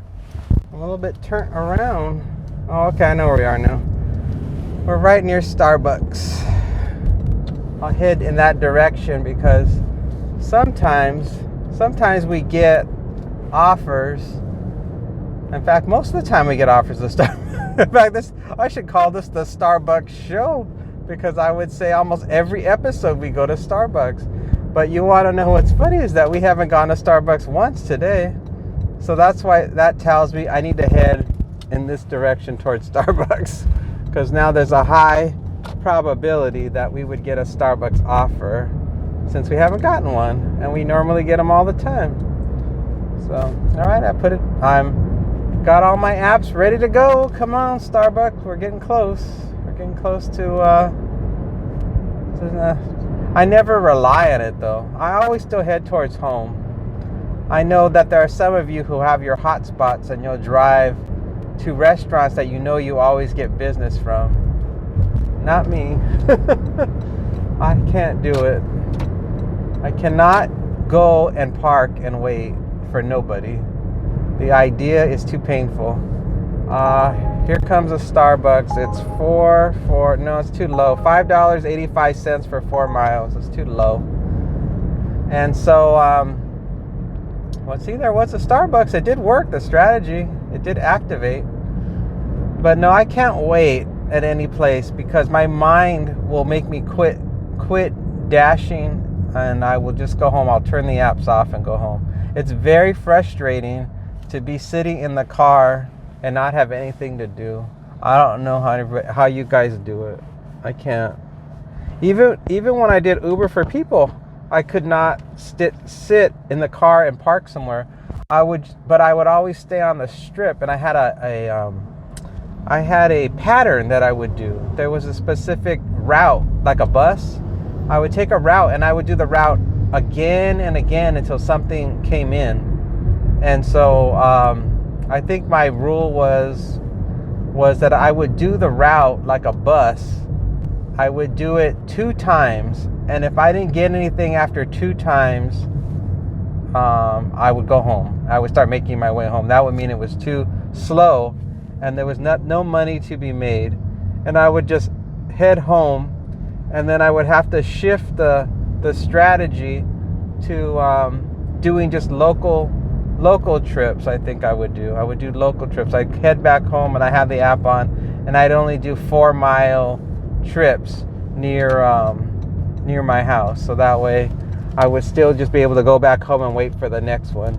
So I'd be making like maybe $5 to $7 a pop. You know, if they tipped, I'd get $5 to $7. If not, I'd get probably like $4. So I was terrible. That was in the beginning, way back in the beginning when I started doing the Uber stuff. The first gig stuff I did was Amazon, and that I'll never do again. That was painful beyond belief. We're getting a $5.74 for 3.4 miles, and it's Carl's Jr. Oh, that's worth it. Let me get over here. Let me hit accept. I'm sure this guy behind me is irritated that I did what I did. Uh-oh, it's just spinning. Oh, we got it. I just got to turn here. Whew, we made it. We're going to Carl's Jr. And it's 1.6 miles from here. Did I tell you how much we're getting? I don't remember, but I'll tell you again. $5.74 for 3.4 miles. Another average offer. Another average offer for an average day. It's not slow and it's not busy. Somewhere in between. Ooh, they're doing construction. That could have been an accident. Oh, I just made it. The cars are right behind me. They're on my ass. I gambled and we made it.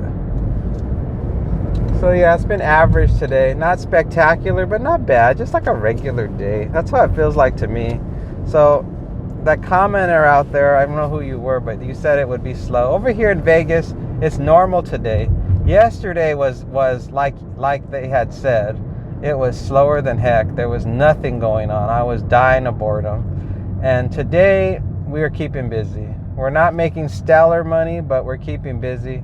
And there's about just like an hour. I think we got like an hour to go, everybody. I mean, it's 9:40. After this one, there'll only be an hour left. That's it. Then I can work on the video. And all the beautiful graphics that aren't in the video now, you'll be seeing, and I'll be seeing tomorrow. I mean, I'll be seeing tomorrow, but you'll be seeing them right now as we venture into the world of time travel. Okay. I was thinking about how much hard drive space all these videos are taking up on my computer. I have them stored on my computer, but also I have the old ones archived on an external drive. And I was just thinking to myself, are these the type of things that I should really be storing? I don't know. I mean, won't they always just be on YouTube? Do I really need to have copies of these videos? Am I going to be repurposing them in some way? I guess since I don't know, I should just store them. You know, it's not going to be cheap though, because I mean, eventually I'm going to need to get another external hard drive because it's going to fill up the one I have now. I mean, probably within a year, probably every year, I'll have to get a new external hard drive, because if I'm making videos every day, and every video is huge, they could be like 20 gigs. That's not small. And I think each time I buy a hard drive, it's usually about 4 terabytes. I don't know. I don't know the math. I don't know how it works out. But I need to think about that some more, especially as I get closer to the 50 to 60% capacity mark. Then I need to really start thinking about what I'm going to do. I can't store them on DVDs. That'd be ridiculous. All right, we're here at Carl's Jr.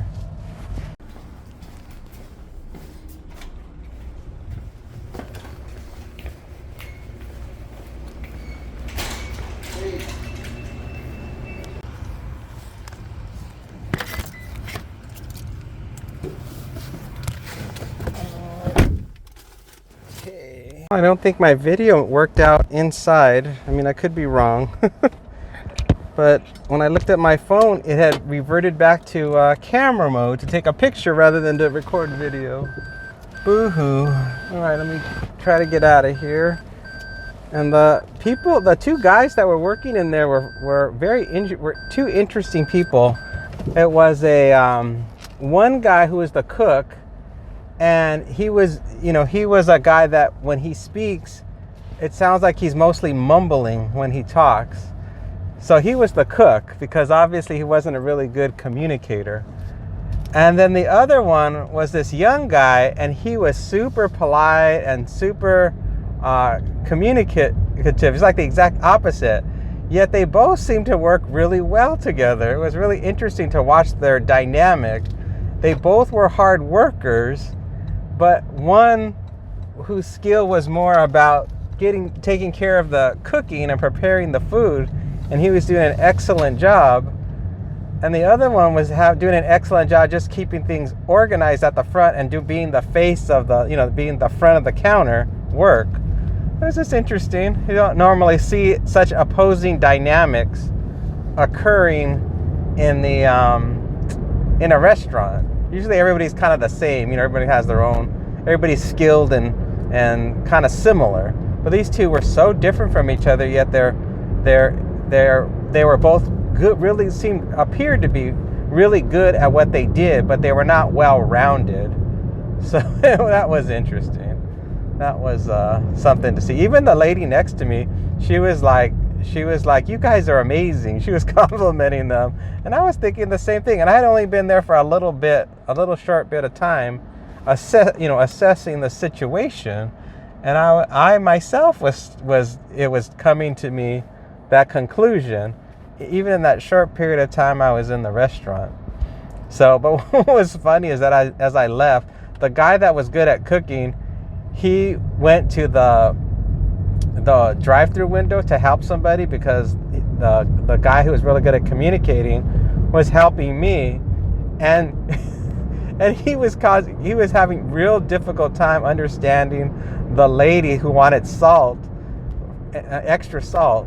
And so she's like, "Can I get some salt?" And he's like, "You want ketchup?"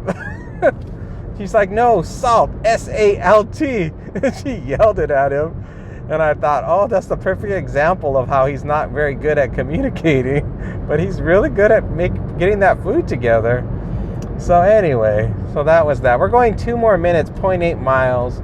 It looks like it is an apartment or townhouses.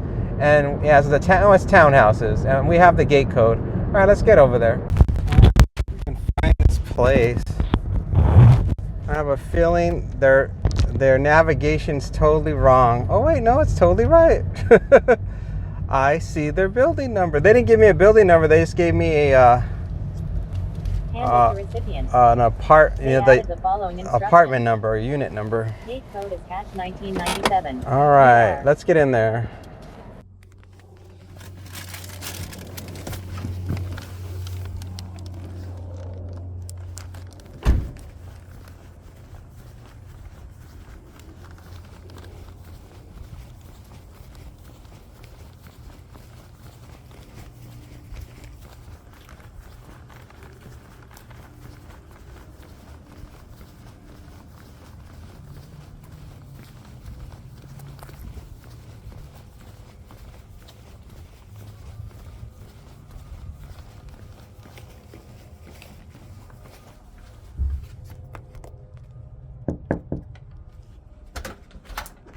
Hello. Hello. Here you go. Thank you very much. Have a good day. Thank you. Another standard delivery. Nothing unusual occurred. He did have a little dog that was behind him at his feet, but he's obviously a responsible dog owner, and his dog was well behaved. The dog just wanted to see me. He was peeking behind his legs. It's a little terrier. I don't know exactly the breed, but a little terrier. And that was it. And he just took his food, and that was the end of that. So now we're in waiting mode, and the internet connections in this particular area is not very good. So even if something suddenly popped in, the odds that we'll get it is low. So we're making our way out out of this spot, and hopefully nothing comes in good. Hopefully whatever's going to come in can wait until we get out of this dead zone. Oh, we're gonna miss the light. Just typical. That light is long too. Oh well. Something we can do. All right, we're out of that community, and now we're at a spot where at least there's internet. At least I know right here at this particular spot we can get a slight signal. Not a great one, but a slight one. You could never tell on the phone. You know, in the olden days, there would be a thing, a little icon that I could see that would tell me if we have good service or bad service where we're at. But not anymore. I think they got rid of it because maybe people complained, and they said, although no, wait, there it is. I see it. But it's so tiny now on my phone. That's why I don't notice it. Everybody, well, it's just about 11 a.m. So that is the end of the day. All the work just dried right up. So that person that commented earlier was correct that it was going to be slow. So take a look at the totals, and you can see how much money we made or how much money we didn't make. So, but whatever, we'll be back out again tomorrow and try again. So yep, so that's going to do it. So thank you all so much for watching. And I hope you guys have a good rest of your day or rest of your evening. And I'll see you again tomorrow. All right, take care, everybody. Bye for now.